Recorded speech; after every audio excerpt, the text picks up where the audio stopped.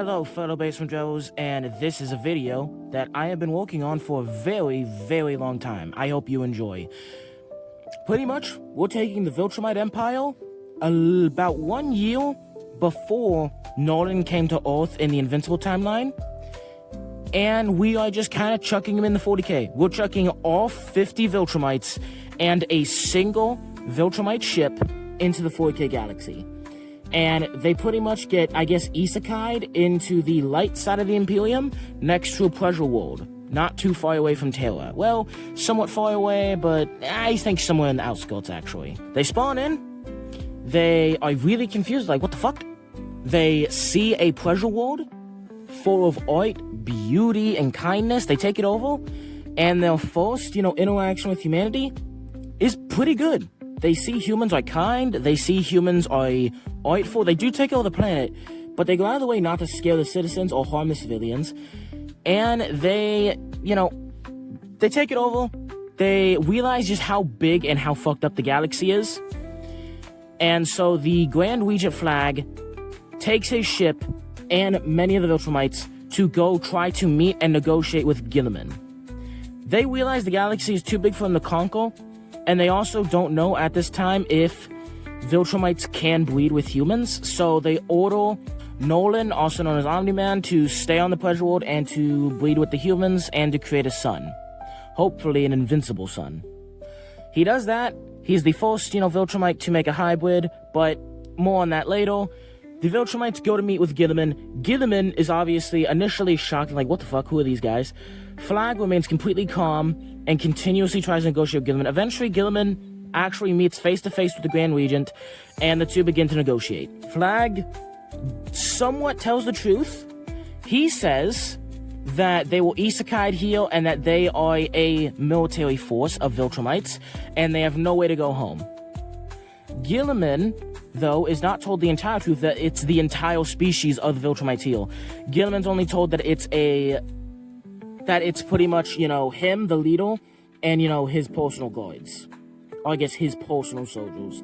Pretty much, he tells Guilliman that there's this huge empire with billions of Viltrumites, but he and his, personal retinue are the only ones to get isekai'd. The two eventually negotiate and they make a deal that the Viltrumites get that pleasure world, and also about, let's just say, about 30 other planets of, similar beauty, in order for their military help in the Imperium. They also get a somewhat High Lord position, so they pretty much get a junior High Lord position, where one of their head Viltrumites, except for a single Viltrumite that the Viltrumites can, appoint, they appoint General Craig to stay on Earth and act as almost like a half High Lord of Terra, where he gets to make decisions and vote like a High Lord of Terra, but only when it, actually comes to Viltrumite. So, for example, if they're talking about, taxing the Imperium, he doesn't get a vote or a say. He doesn't really get to do anything. If they're talking about taxing the Viltrumites, he gets a say. If they're talking about deploying Space Marines, Custodians, Sisters of Battle, anything, into the field, or any crusade, he does not get a say. But if they want to include Viltrumites, they do have to talk to him. Now, Guilliman and Flag's meeting is tense, but they do eventually bowl things over, and they decide to split the Viltrumite force essentially in half, with half of the force going to fight the Tyranids in one side of the light side of the Imperium, and the other force going with Guilliman to help fight off, Necron Tomb Worlds. So pretty much 25-25. Now, what about the dark side of the Imperium? Well, part of this treaty is Guilliman tells the Viltrumites the bare bones of chaos. Well, obviously he tells them a bit more. He doesn't want these superhuman things, aliens, to fall to chaos. Flag respects his opinion, and they decide not to go anywhere near the Eye of Terror, the Great Rift, and also that they will avoid any and all chaos thing. If there's a chaos cult, they do not interfere. If there's a chaos fleet, they do not interfere. They will only fight aliens and, human uprisings. Non-chaos human uprisings. So, half of the Viltrumites go with Guilliman, and they begin to bulldoze through the Necrons. Now, with Guilliman's massive fleet, with, Flag, and also, 24 other Viltrumites, they are able to pretty much whip and tail until it's done. Now, don't get me wrong, these Viltrumites take a lot of casualties. In fact, although they are able to absolutely body the shit out of pretty much most of the Necrons in this side of the galaxy, because this side of the galaxy is having pretty much, you have the dark side of the Imperium and the light side of the Imperium. The light side of the Imperium is having their ass eaten by Tyonids, and the top side is just getting absolutely fucked by Necrons. This side is being led by Guilliman, and they're, fighting the Necrons. Meanwhile, the bottom side is getting fucked by the Tyonids. So, 25 Viltrumites go with Guilliman, including Flag, and they are able to pretty much put down all of the, Tomb Worlds with the help of the Great Crusade, and the help of, Guilliman and all that stuff. Pretty much all the Imperium's forces able to, put these Necrons down alongside Viltrumites. But these guys, these robots, have really, really powerful weapons, such as weapons that can one-shot Titans. Flamethrowers that literally open a portal to the sun, open a portal to the flamethrower, and literally shoot the sun at people. Things that literally just weaken molecular bonds. Viltrumites take insane casualties. They take 10 casualties while putting down these Tomb Worlds and putting down these Necron fleets. Flag, Anissa, and, the General are able to survive, of course, but a lot of rank and file Viltrumites, 10 of them, do die. Now, when it comes to the bug front, there's no casualties, and that's mostly because the Viltrumites act as a single whole. 25 Viltrumites led by Nolan, with the second command being Conquest, all act as the same. None of them are going separately.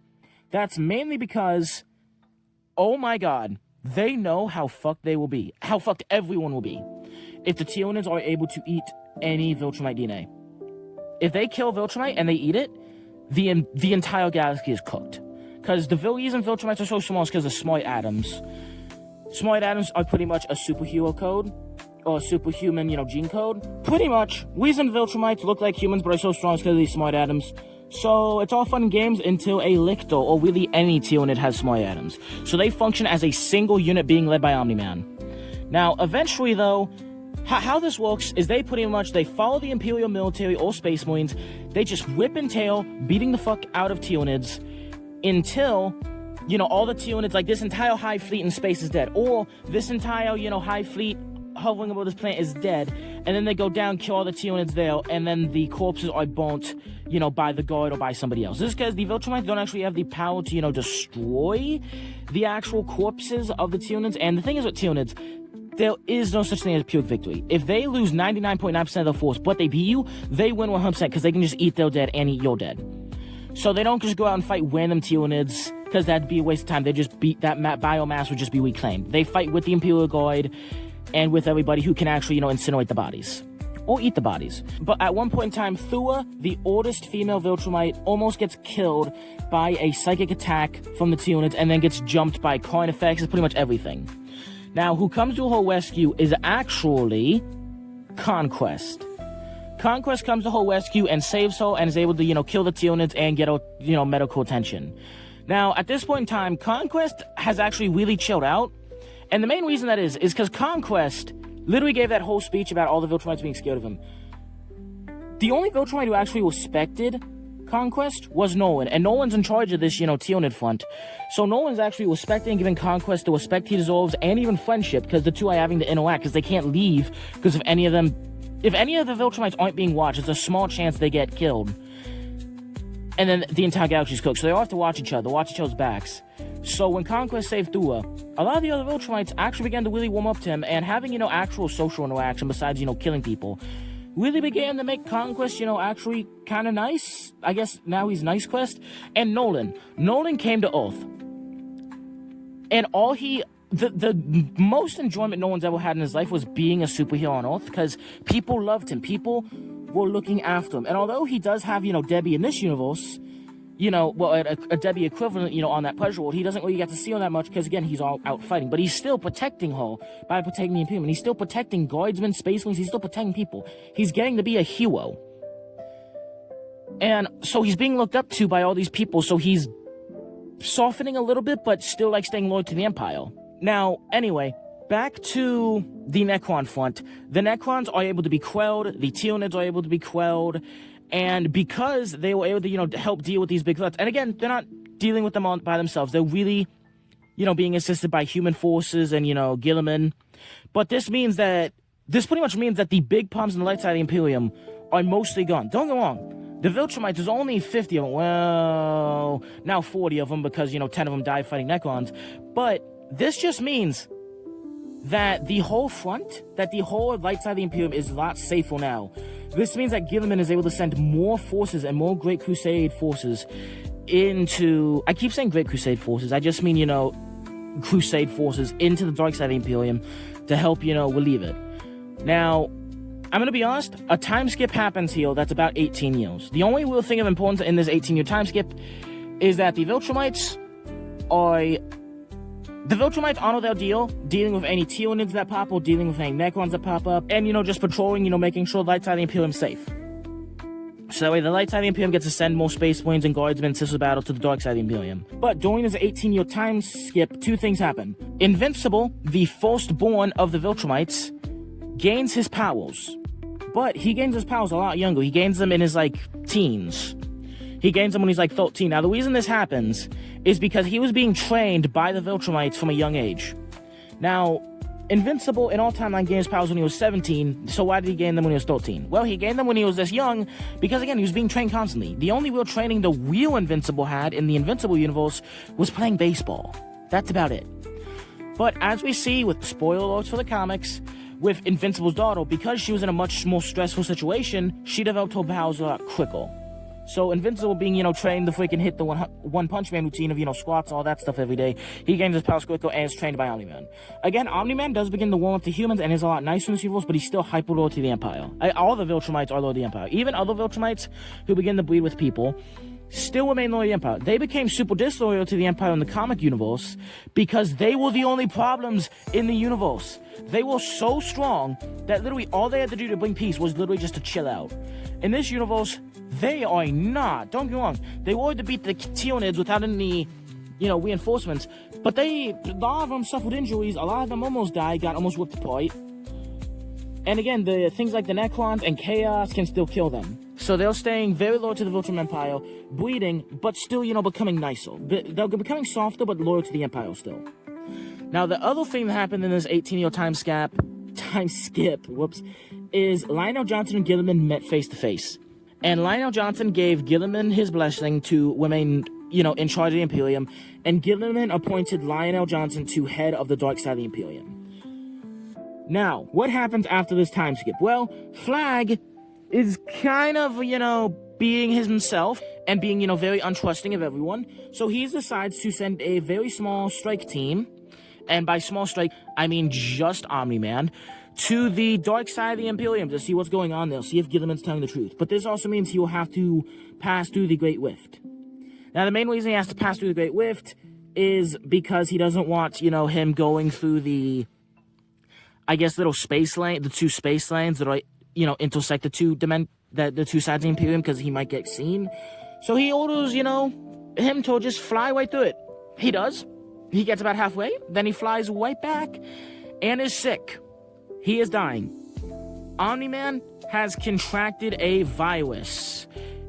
A virus of a certain grandfather. And he's not doing too hot. So he's put into intensive care. And they, look at his DNA to see, what they can do to help him. And they find that this guy, Omni-Man, is the son of Oigor. And this means that Omni-Man is the true king of the Viltrum Empire. Or Emperor. Meaning that the Grand Regent will have to step down. Now, if Omni-Man dies, which he very well might due to how sick he is, that's fine, because then his son Invincible will take the reins. Flag doesn't really like that and kills the Doctor and goes to kill Omni-Man while he's sick, but is, seen by Conquest. Conquest in this universe is best bros with Omni-Man. And is, just pretty chill with a lot of Viltrumites. He began to really chill out, and all the Viltrumites, began to actually respect him, and a lot of them began to befriend him. But his best friend is still Omni-Man. Conquest questions Flag on why is he, about to put his hands on Omni-Man's neck. And eventually, Flag snaps and attacks Conquest. Now, these two have an epic battle right outside of the Viltrumite, right outside of the Viltrumite ship, where the strongest Viltrumite, a bioweapon, a creature engineered to be the best of them, fights the oldest and most skilled and most seasoned veteran of the Viltrumites. Now, one thing to know about Conquest loses to Mike twice. But neither of those fights is because Conquest was weak or that his, actual skill level sucked. It's because Conquest was a moron who only fought for himself, and his only social interaction was fighting and killing people, so he would intentionally not use any martial arts and intentionally not use, he would intentionally pretty much not use skill, only using brute force, so he got to enjoy the fight more. Bo is thousands and thousands and thousands of years old. He would know these things. He just never really used them because his only reason to live was to fight, and he didn't want to, end fights quick. But now that he's actually fighting for his friends, his best friend's survival, he uses every trick in the book. And due to this, he actually does catch Flag off guard. Knows, breaking Flag's nose, going for his eyes. He initially is actually beating Flag in the fight. But eventually, Flag being way stronger, way faster, and definitely not being a slouch in martial arts himself, begins to beat the shit out of Conquest. Conquest begins to get batted around like a baseball. He gets to a point where he essentially gets his guts whipped out by Flag. He gets pretty much a lot of his bones broken by Flag. His synthetic arm gets broken, whipped off, and crushed by Flag. But right as he's beating the ever-living shit out of Conquest, he begins to just, similar to the Invincible timeline, begins to scream about how it's his right to be Emperor and how Omni-Man has no right to, take that from him. So the other viltrumites stop the beating. They pretty much catch him, led by Anissa. They catch his arm, and they're like, what do you mean he would be our Emperor? Or what do you mean you get to lead over him? So they begin to question him, and he begins to lose temple, so they pretty much fight him. They beat him, not to death, because again, they aren't 100% sure what was going on. So they beat up the Grand Regent, capture him, imprison him in the Viltrumite ship. They bring Conquest to the ship for medical attention, and they begin to try to question Nolan. Nolan eventually barely regains consciousness and tells them, and, they inform him, because they also did a thorough DNA test on the Flag was talking about. Nolan is the true Emperor of the Viltrumite Empire. So they anoint Nolan to be Emperor of the Viltrumites. They aren't being able to save Conquest's life. They're trying to keep him on life support, but Conquest is still dying. The beating he took from Flag was unforgivable.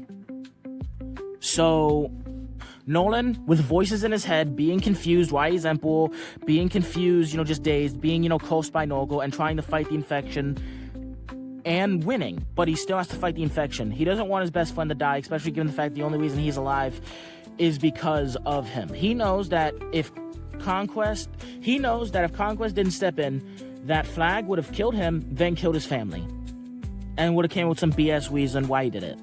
So he does not want his best friend to die. So he orders that the Viltrumite ship goes to the Great Rift.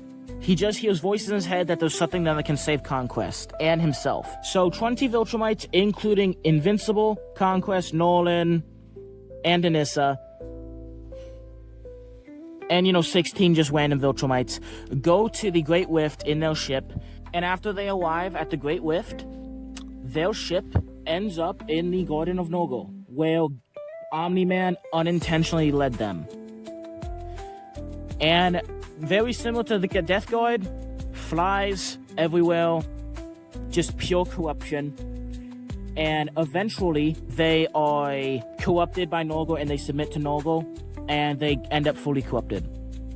Now, Flag at this time is currently being held prisoner on the homeworld of the Viltrumites. He's being held there prisoner. Now, all the Viltrumites, those 20 of them, who have just been Chaos Corrupted, there are 10 of them on the homeworld of the Viltrumites. There's 9 of them just kind of effing around the galaxy, helping stuff. And then there's 1 Viltrumite on Earth, acting as that kind of pseudo-High Lord Terror. So eventually the Viltrumites make it back to their homeworld, and they drop off 5 Viltrumites on their homeworld. One of them being Invincible, and one of them being Anissa, and then 3 rando Viltrumites. Now, given that they've been fully empowered and corrupted by Norgal, the remaining 10 Viltrumites on the homeworld planet begin to get kind of fucked up by these Viltrumites. Keep in mind, in this universe, Mark was nearly as strong as Omni-Man due to all the training. As we see, in the comics, Mark will always get to a point where he's as strong, if not stronger than his dad. So you have a guy as strong as Nolan, fully corrupted by chaos, well, in particular Norgal. So You whip his guts out, he just keeps smiling and laughing and biting and whipping and tailing. So the viltrumites are getting pushed back. A couple of them are dead. And eventually, even though he's held prisoner, they know that they're fucked. So they unleash Flag after most of the viltrumites are already dead. Flag gets released, and the viltrumite who released him immediately pretty much runs off to go try to help his family. And because on this planet, after these 5 viltrumites arrived, they weren't just, infecting viltrumites. These 5 chaos viltrumites were just infecting everything. So now there's zombies just all over the planet, killing normal humans as well. So eventually Flag is walking down the very corrupted and fly-ridden halls of, of the prison he was on. And he eventually sees Invincible. Although Invincible turns around, and he is zombified. Flag freaks the fuck out, wondering what the hell that is. And he gets attacked by Invincible. Now, being that he's still the Grand Regent, he's able to push Invincible away while confused, but Invincible keeps attacking. The two get into a scuffle, and Flag, using his fingertips like spears, drives it directly through Invincible's chest, splitting pretty much his torso in half. He thinks that killed the boy, but then Invincible bites him.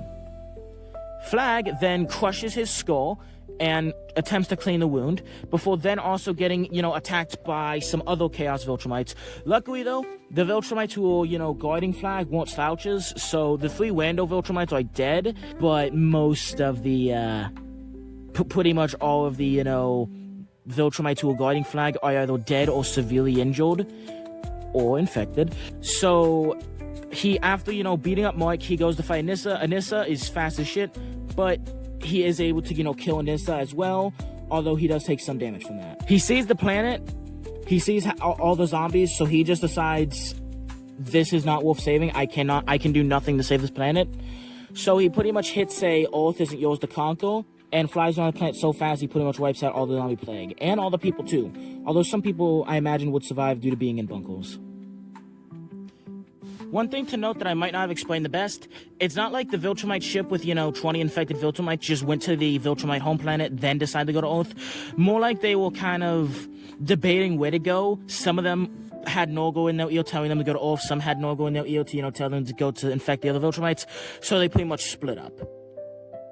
With 5 of them, including, Zombie Invincible, flying to the homeworld, and the other 15 flying to Earth. Now, eventually, they make it to Earth, and they begin to just body the shit out of Earth. These Viltrumites are unkillable.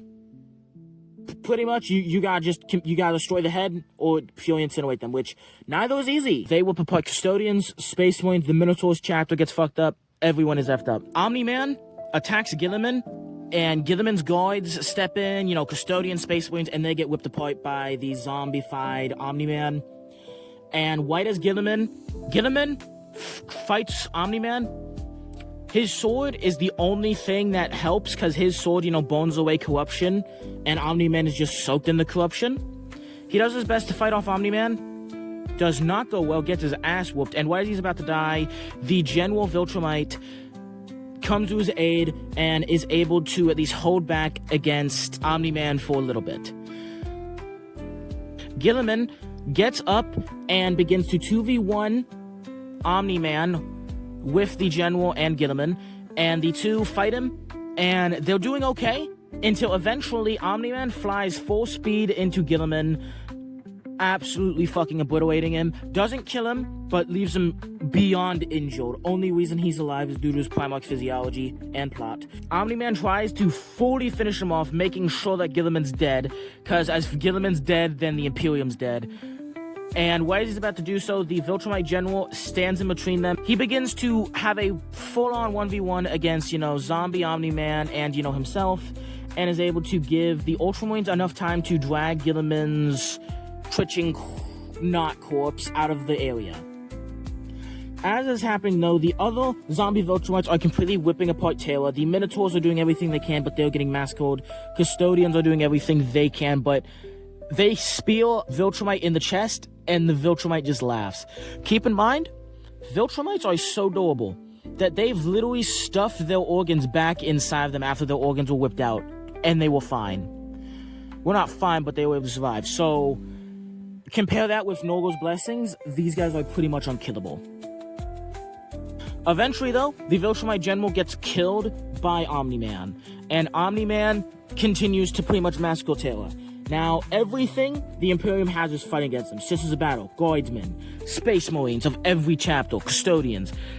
Everything's fighting back, and everything's getting pushed back. Everything's losing. But eventually, after a lot of the normal, zombie Viltrumites are dead, and the two, only heavy hitters left is Conquest and Omni-Man, they decide that even though they're strong and nearly unkillable, that they can't take the planet.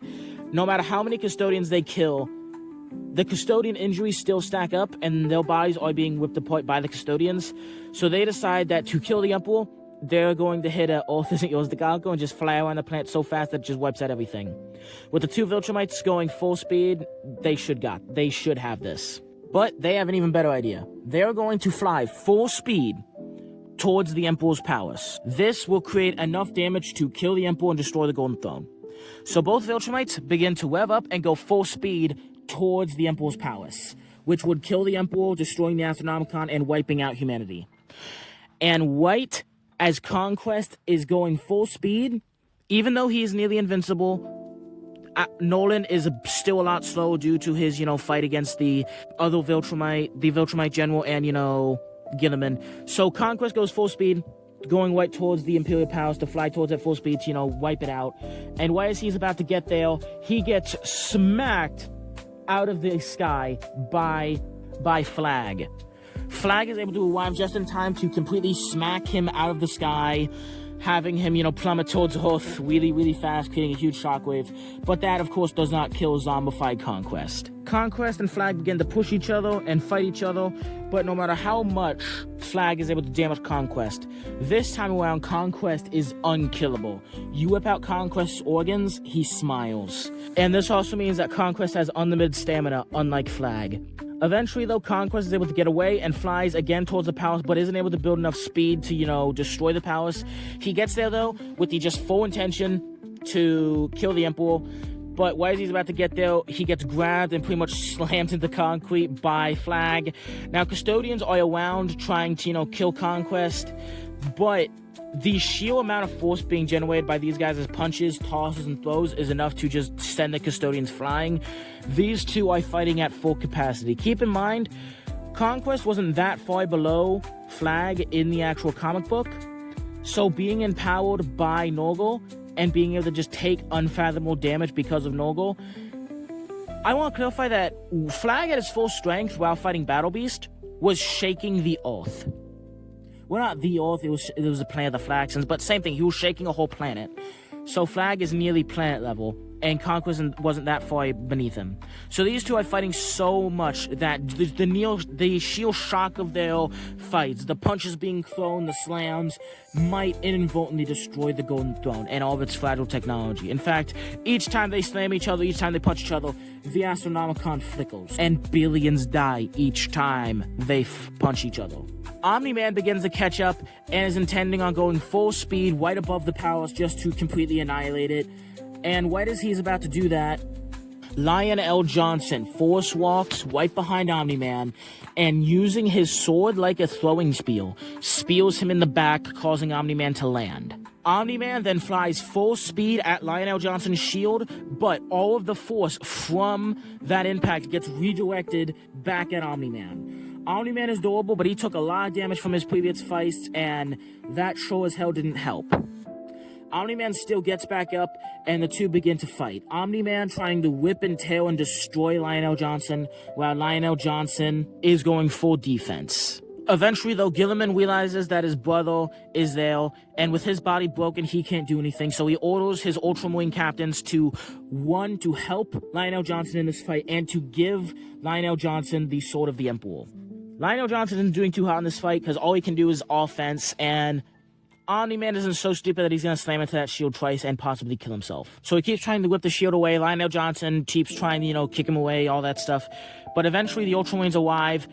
Omni-Man does not want it to be a multiple, person fight. So he runs over, kills the Ultramarines, then goes back to fighting Lionel Johnson. But he forgets that Lionel Johnson is one of the stealthiest Primarchs and is able to slip away just for a moment to go to the corpse of the Ultramarines and grab the Emperor's sword.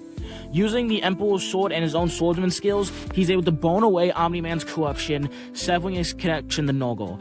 Omni-Man then feels all the maggots and pus and just disgustingness inside of him and sees his nobility and his heroism and his life he built with the humans being just destroyed around him. And he simply gets on his hands and knees, suffering through all the pain of having... I think people forget that if you're not connected to Noggle, all of those parasites, all of the holes, and all of your rotting flesh you can feel. And also all of the delusion and pretty much weed that Noggle's giving you is gone. So Omni-Man gets on his hands and knees and simply begs Lionel Johnson to kill him. Lionel Johnson decapitates him, then pretty much uses the sword to completely bone away all of his corruption. Back at the Conquest versus Flag rematch, Flag is getting his ass whooped, low-key. No matter what he does to him, nothing he does to Conquest works. He breaks his chest plate, he just smiles. You whip out his organs, he smiles. You break his bones, he smiles. This is an unwinnable fight for Flag because there's nothing he can do to actually kill him. And his own injuries and the effects of Noggle's diseases are beginning to weigh and weaken the Grand Regent. Until a massive golden light surrounds the Grand Regent.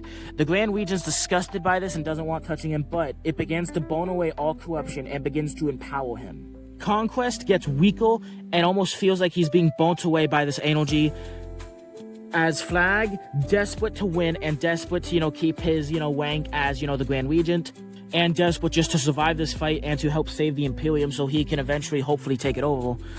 He lets his golden light into him, and the golden light burns away all corruption, makes himself stronger, and gives him the power to yet again fight on par with Conquest.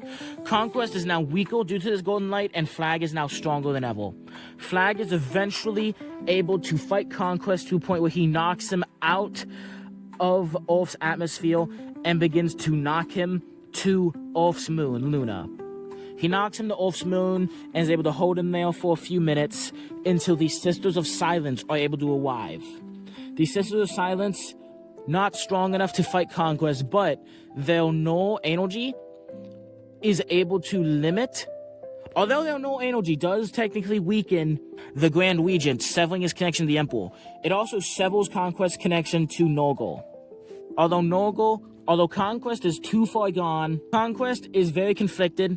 Now that he's no longer essentially being puppeted by Noggle's diseases, he wants to die, but on the other side, he wants to keep fighting. Either way, this confliction and no longer being, healed by Noggle, no longer, having all of Noggle's gifts, allows the Grand Regent to whip off his head. Although, just to be sure, because he gave him a lot of life-threatening injuries after that, Flag does fly to the sun and chucks the corpse there. With all of the descendants of Argyll dead, and there still being a couple Viltrumites who were on patrol who will, reunite at the, Viltrumite homeworld, Flag still remains Emperor of the Viltrumites, but he remains Emperor over barely anything. He lies and tells Guilliman that Omni-Man was a complete traitor, and that Omni-Man was not ordered to go to the Great Rift, that he did it against his wishes and did it, secretly, and then came back sick, and that there was an uprising, and that all the unloyal Viltrumites are dead. Guilliman sees right through the lies, but also realizes that currently all the remaining Viltrumites are chaos-free. Flag still remains in power as, leader of the Viltrumites, although he's not really leader of anything now. There's only a couple, I believe there's less than 10 Viltrumites left now. No, there's probably 9, because not all the Viltrumite guards who are on the homeworld died. So it's probably let's say 12 Viltrumites. The only Viltrumites of note that are still alive is Flag, and the Viltrumite who released him from his cell and then immediately went to go protect his family, Lucan. Lucan is given, second in command of the Viltrumite Empire. There were many Viltrumite, half-breeds that were, currently, in the womb. Many who were children, many who were just getting the powers, but most of them were killed during the, infection of the Viltrumite homeworld. And if they weren't killed by that, they were certainly killed by, Flag going full speed around the world just to, wipe out everything. Although Lucan and his family were able to get off-world. Although Lucan was too injured to fight on Earth because he personally was fighting against many of the evil Viltrumites, against many of the corrupted Viltrumites. Guilliman's able to make a recovery, Lionel Johnson's able to make a recovery, and the Imperium is still doing pretty good. All in all, although this was horrible, a lot of Custodians died, a lot of Space Marines died, this isn't enough to actually stop the Imperium. Although a lot of military vessels were lost in the warp due to, you know, the Astronomicon shaking off and on, which isn't the best, but the Imperium's still able to push on. Although Flag is a completely changed man after having the Emperor almost like after being empowered by the Emperor, he's still so much of an arrogant dickhead that he still believes himself to be the best, but he does acknowledge that the Emperor may be some sort of god, that there may be god, that there are god. He acknowledges that there are gods in the universe and that the Emperor is one of them, although he still considers himself to be the greatest mortal. Although he doesn't have intentions to dethrone Guilliman and Lion because he doesn't believe he could win. Although, maybe when he has a stronger and larger Viltrumite empire underneath him, he will win. Anyway, the Imperium is saved. Most of the Viltrumites have like 12 dudes left. And the galaxy is able to, you know, get back up and, you know, keep fighting. Alright, what do you think of today's video? I've been working on this video for a while. This video had so many different Wii scripts. Like, the whole zombie thing was a very recent added thing that I only began actually thinking about like 2 weeks ago. But, yeah, this video was actually supposed to be out months ago. Like, this video was supposed to be out like a month after, you know, the season ended, but it just kept getting pushed back. I just kept getting sidetracked by other projects, you know, coming up with new random bullshit to, you know, duct tape to this franchise or to this story. I really hope you enjoyed. Please make sure to like and subscribe. I really hope this video is able to get me to 500 subscribers. I hope this video goes well, and oh my god, I'm so close to 500 subscribers. I've been working so long and so hard for this. Thank you for watching. Please, for the love of God, subscribe. I want to hit 500. If you want me to do more Invincible videos, comment ideas, or just comment that you want more Invincible stuff in the, you know, comments. Anyway, see you later.